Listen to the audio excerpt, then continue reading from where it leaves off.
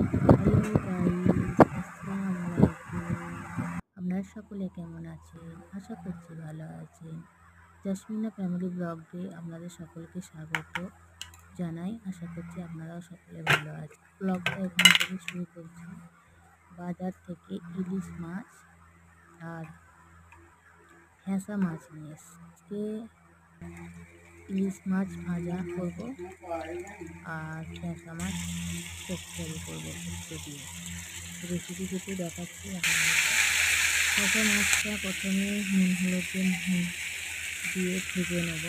ভাজার পরে কড়াইতে পেঁয়াজ উচ্ছে দিয়ে লাল লাল করে মশলা দিতে হবে। হলুদ করে লঙ্কা করে জিরে দিয়ে তারপরে আলু দিয়ে কষিয়ে নিয়ে জল দিয়ে জলটা দিয়ে ফুটে উঠবে, তখন ভাজা মাছটি ওটা দিয়ে দিতে হবে। অল্পক্ষণ পর্যন্ত অপেক্ষা করতে হবে। অপেক্ষা করার পর জল শুকিয়ে গেলে নামিয়ে নিতে হবে। রেসিপিটি দারুণ সুস্বাদু ও টেস্টি হয়। আপনারা বাড়িতে অবশ্যই বানিয়ে দেখবেন। ভালো লাগলে লাইক কমেন্ট শেয়ার করে জানাবেন। আমার চ্যানেলটাকে সাবস্ক্রাইব করবেন। আমার পাশে থাকবেন। আল্লাহ হাফেজ।